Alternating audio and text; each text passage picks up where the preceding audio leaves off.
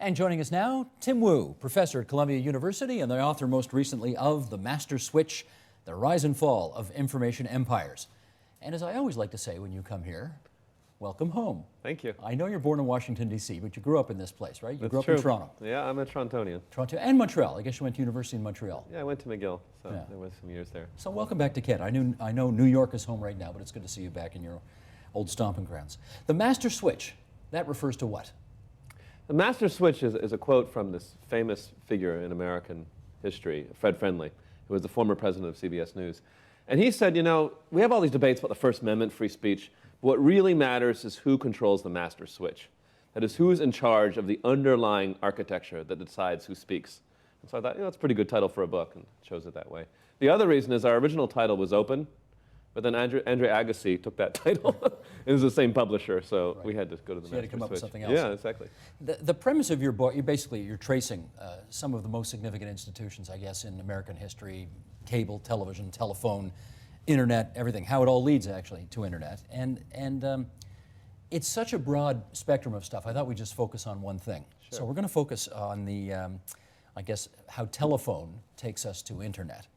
So take us back. Alexander Graham Bell, whom we know very well in this province because he's from just a couple of hours away in Brantford, independently invents the telephone. Right.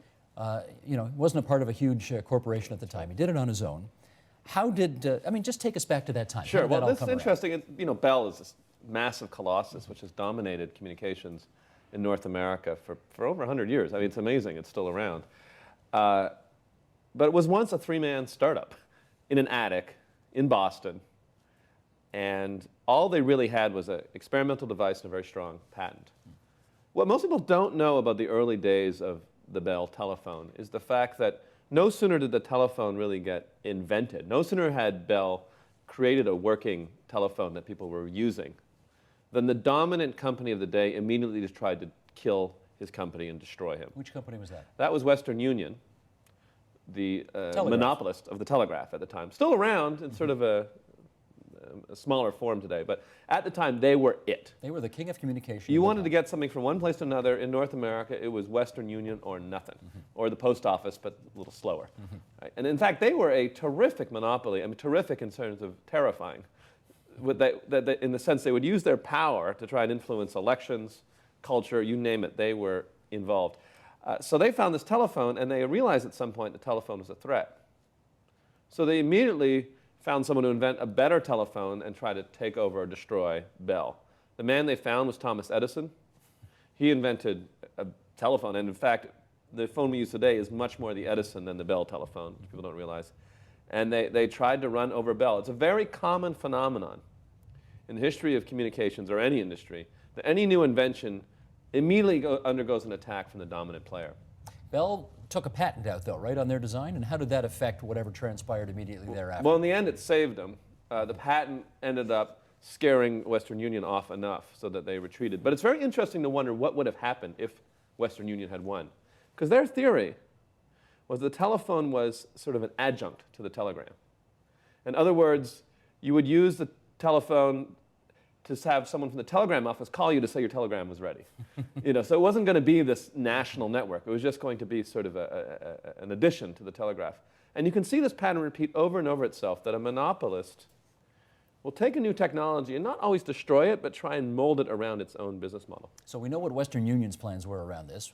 How did Bell react to the competition? You mean later in its history? As others tried to come right. forward So with Bell then designs. became the monopolist because it survived. It became a monopolist, took over the telephone industry. And one thing you see in the pattern repeats itself is the pattern of monopoly. The information industries lead very often, or have very often, monopolies. Bell has its own monopoly. It eventually begins to face competition, and their approach to it is rather ruthless. There's a story I tell where Bell would sometimes take its competitors' equipment after they'd destroyed them or driven them into bankruptcy, pile them in the center of town and light it on fire as a terrible example for all that dared to compete with Bell. So they were quite ruthless in trying to establish their monopoly. Was that a pattern that you could see over other industries as well? You know, the history of capitalism is a history of industrial warfare, particularly in the United States, which most of the book is about, and Canada as well. It is not a polite contest, but a contest for domination. That's partially where the master switch comes from. There's the idea that someone is going to own this market, and I want to be the owner. And when Bell and Western Union are battling, what everyone knows underlying it is one of these companies is going to live, and the other one is going to be in the dustbin of history. And look, Western Union, Bell Canada, here it still is. Western Union, maybe you can send some money to somewhere, but yeah. Not so much. Yeah. But let me, I'll play devil's advocate here to make the pitch for monopolies. Communication monopolies, some would say, are useful in that they can lower infrastructure costs and ensure universal service. I mean, that was the prevailing wisdom for many, many decades over the 20th century. Sure. You want to make that case? Yeah, well, when Bell established its monopoly, it turned to the public and said, we will deliver the world's best telephone system, and eventually reach the whole world. It will be reasonably priced, it will be fantastic, and we will serve the public like a utility. Extremely convincing, and the American public said, here you go, monopoly, and it lasted for 70 years. Now, the truth is that every monopoly has its golden age, and that's what makes them attractive. It's exactly what you just described. Every monopoly, when it comes to power, brings with it a period where everything seems great. The problem is not the establishment of monopoly, it's that they never go away.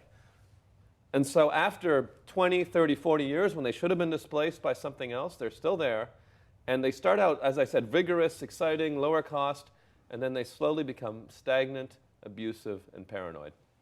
And monsters, too, in some case. Well, not literally so. But Not literally, but, completely inured to, consumer reaction and that kind of thing. well, yeah, sure. And what happens is at some critical moment, the will to innovate becomes merely will to power. That is to say, there's no longer any particular interest in, or maybe improving things at a very gradual pace, but the main focus becomes staying in power. It's not unlike politicians sometimes, in countries without any system for replacing them. Is they start out often great, they rebuild the infrastructure, do everything, then all of a sudden they start lining up their opponents and shooting them. And it doesn't quite happen that way in the private industry, but the underlying human behavior is very similar.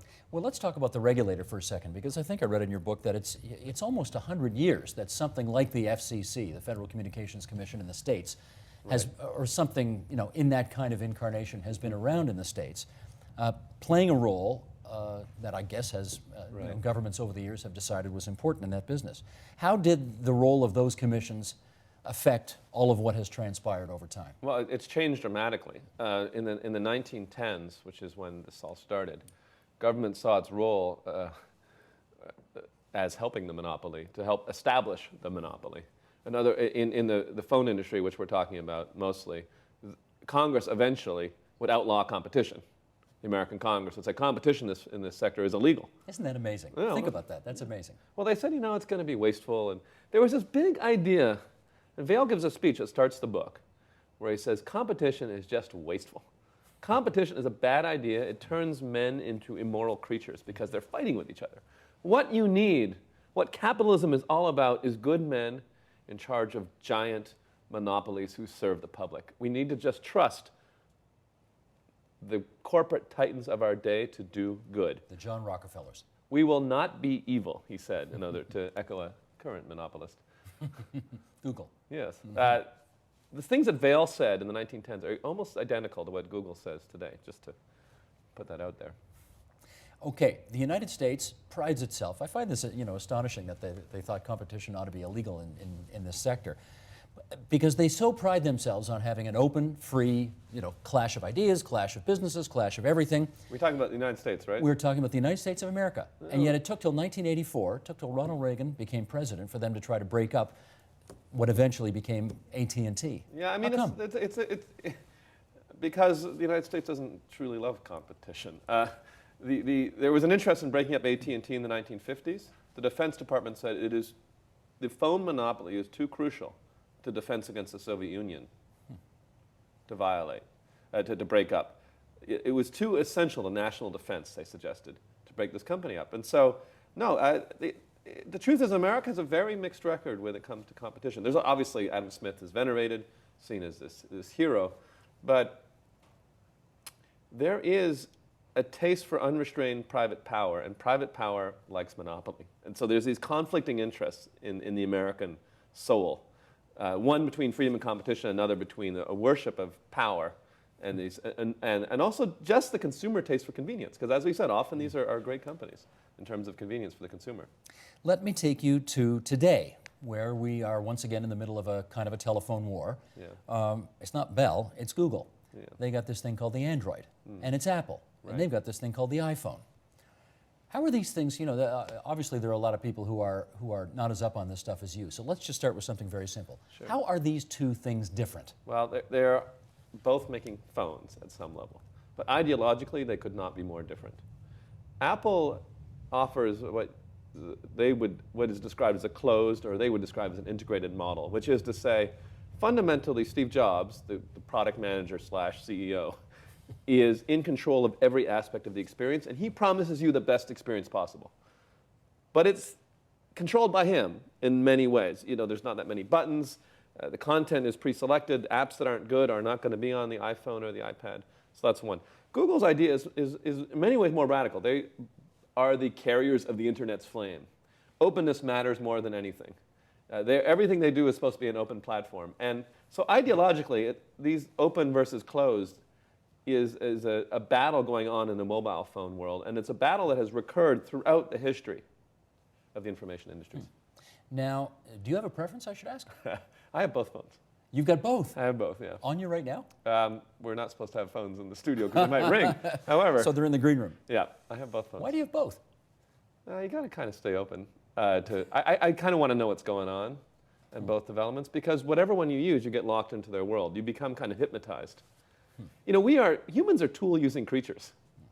And whatever you use becomes you in a very, the way if you're a farmer, you use or a blacksmith use a hammer all day, it kind of becomes you. And whatever phone you use, you start to like it often or dislike it, and it forms a part of your personality. Mm-hmm. Unlike AT&T, which owned the lines, Right. Apple and Google don't own the lines that transmit your voice or transmit your data, that kind of thing. Why have they not, you talk about a closed system, Right. why have they not bought the means of That's a transmission? very interesting question. Well, one answer is maybe it's a matter of time. One answer is maybe it's a matter of time. Another possible answer is that they're smaller than those companies. The companies that own the phone wires are much larger than Apple or Google in terms of revenue. They're almost almost five times. AT&T is almost 5 times as large as Google in terms of revenue. So I don't think it would necessarily be Google buying AT&T, but vice versa. More fundamentally, I think people like me, but I don't necessarily matter, but the federal government would be very suspicious of that level of vertical integration. That would look like an opportunity to That would be the monopoly death. again. That would be the death of the open internet. If one of those two were to buy the means of transmission, that'd be the, Right. the That death, would be the death of the open internet in that moment. So let's say Apple somehow bought AT&T. Google immediately, facing that threat, would have to acquire or partner with Verizon. And then you have two companies facing off, vertically integrated, trying to seize every advantage, and in the process, the open internet would never survive. Why not? Well, as soon as you have this pipe, you have to find some way to make your stuff. Every advantage means for Apple, why should they allow the Google search engine on their phone? Why should we do anything to try to favor our most deadly foe? And so the interest becomes, it's almost like a Cold War. You do anything possible to try and disadvantage your opponent, who is a completely integrated opponent. And now you have the means, because when you have the phone company, you have the means of blocking or slowing down the content of your opponent. And what would the U.S. government's interest in this be? The United States is interested in, as they should be, I hope, in speech and in innovation, these two things. And to the degree we're interested in a market where not only with phones, but just the whole internet is still a forum for free speech, where you can reach people without going through too many intermediaries. It's crucial that the internet remain open. And in terms of innovation, once you have to start, okay, I want to start a new company, talk to Google or talk to Apple. Once you're in an environment, you have to go through a gatekeeper. Innovation fundamentally changes. And you lose a lot of what has been an engine of innovation in this area, which is the ability to start a company without asking for permission. So the United States government has an interest in keeping the system open, and it would use its power, presumably, to prevent those kinds of two silos that you just I think they described? would. At that level, they would. Yeah, that extreme an integration, I think they would. Unless there was another huge financial crisis or a huge security crisis. The problem is that the United States is also vulnerable to being scared by events. And different things happen after a security threat, in a war. But as long as the country is not in one of those strange, lost its mind moods, it would block those kind of things. I'm pretty confident. Well, since you put it on the table, what kind of security threat would prompt the United States to get involved in the way you've just described? Cyber war. Cyber war. A prolonged effort to destroy American infrastructure using the internet might prompt the United States to fundamentally reevaluate what it thinks about the open internet. And in fact, there are those within the United States government now, and mostly we're talking about private actors, who are profoundly interested in changing the structure of the internet to making it easier to fight threats from other foreign governments or to spy on criminals, things like this. So there are interests in the United States government currently in abeyance who would be very interested in a more closed system. I don't mean this to sound like a naive question, but do you believe that Google and Apple are absolutely determined with the last breath that Steve Jobs and Eric Schmidt have to bury the other guy, as in kill? That's an interesting question. Well, no, I don't think they literally want to murder each other. No, not murder, but you know what I mean, put them out of business. Yeah, I think pretty much. They do. Pretty much. I mean, they sometimes sit together and have coffee together, but... They do? Well, to try to... there was a famous incident where they had coffee together recently to try to prove that they don't hate each other. But, they're on an ideological... ideologically, they're at loggerheads. And so it's deeper than just two companies trying to sell different types of shoes. It's like two companies... So Nike and Reeboks, well, we both sell shoes. Now, these people are selling completely different ways of doing things. This is a battle for survival, period, because if there is going to be one winner, the other one is not going to sort of drop away, but is going to die, the company. So I don't know if the people involved have that interest, but the corporations, if we can imagine them as people, realize that they're in a potential battle to the death. When you consider where your book starts, with the creation of the telephone, and where we are 100 years, more than 100 years later, I mean, which just, defies explanation to anybody, from the 19th century. Have you imagined what we'll be 100 years from now and the kinds of debates we'll be having about whatever? I try to avoid that at all costs. It's extremely hard to know what would happen in 100 years.